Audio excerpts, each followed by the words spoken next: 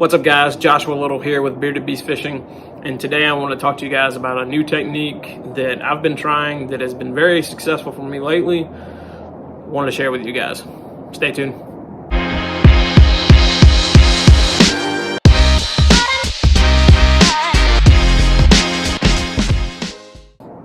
Alright guys, so I wanted to share with you something that I've done differently with my drop shot in the last couple of months that has really allowed me to pick up a couple more fish, and it's something that I haven't seen done a lot. I haven't seen any videos about it, so I want to share with you guys and kind of get your opinion and your feedback on it.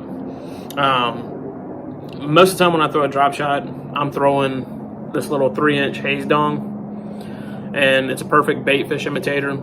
I throw it on a size 1, and this is an owner cover shot hook. Perfect drop shot hook. But in the past, I've thrown your lead weights and then your tungsten weights. But a couple of months ago, I wanted to try something different. And what I did is I actually switched out and I put on a Ned rig. And this is your standard Ned rig, but this is, and I kind of use basic colors. It's green pumpkin.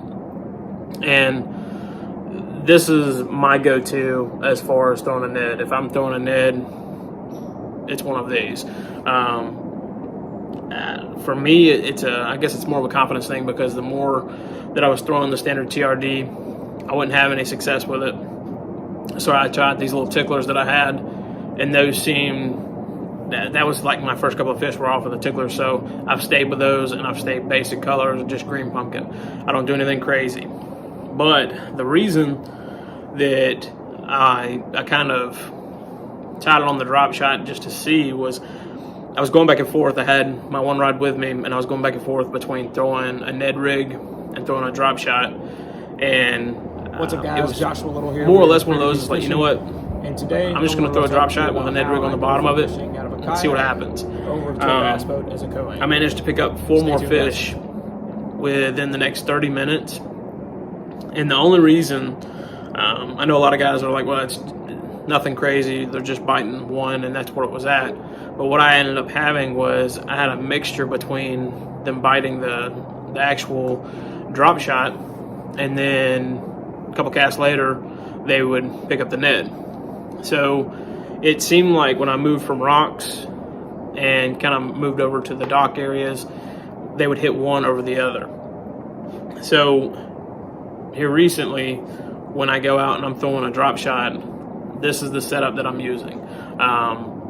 It's kind of got a little bit of different profile with the two of them. You've got something that's imitating on the bottom, like a worm, little creature bait on the bottom of the water, or on the bottom of the lake, and then you have a bait fish. And from the way that it, in my mind, how it sits in the water, of course, it's going to be sitting up with this sticking straight up, just at on the bottom of the lake, and then you've got this directly over it. Now, I know some people are going to say, well, one's going to scare the other, things like that, but I'm going to be honest with you, I think this kind of setup allows them to see bait fish and then something else feeding, and it looks more natural in the water. That's just strictly my opinion. Now, the rod that I'm throwing this on is the Victory rod. This is a St. Croix Victory rod. It's kind of been my go-to here recently. This is the medium light. It's a 610, so for me it allows me to do some casting, but most of it's going to be a lot closer casting versus really making those long launches. The reel that I'm using is the Shimano, and it's the Nasi 2500 series. That's just my go-to. And then as far as line goes, I'm throwing 15-pound braid to an 8-pound leader. You can switch it up if you'd like to. The leader I'm throwing somewhere around 10 to about 15 feet long. You can make the leader shorter if you want to, or if you just want to spool straight fluorocarbon, you can do that as well. I find that you can work this the exact same way that you would work a drop shot. A lot of times I'll go up to a dock and I will cast to the back of the dock. And the reason I like using the bait fish is because I can slowly drag it and it keeps that bait fish moving.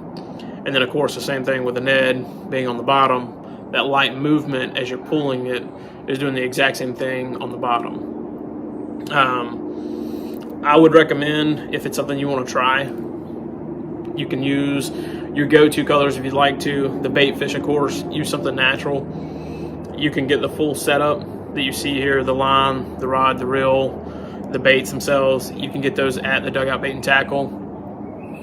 This is one that I'm going to continue to throw. It will probably be my go-to if I'm going to throw a drop shot. And even a Ned, I mean, I'm not 100% sure that I'm going to rely on this setup strictly if I'm throwing more of the two, but I found that it catches a lot of fish because it gives you two different profiles for the fish to see. If you know they're feeding on the bottom and something very finesse style, both of these work.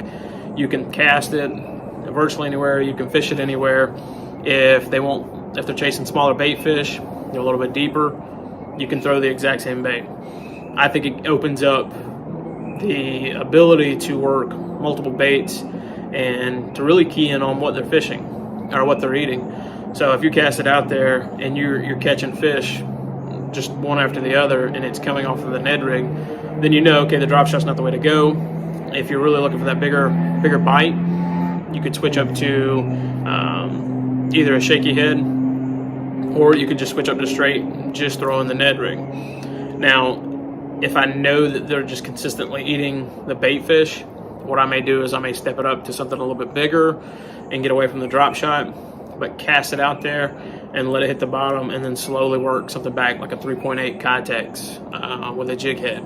Something with a little bit bigger profile to it if I'm looking for that bigger bite. So thank you guys for checking out the video. Once again, give me your thoughts and your opinions on it. Want to know if anybody else is using something like this, and if they are, what their success is. So thank you guys. We'll catch you later.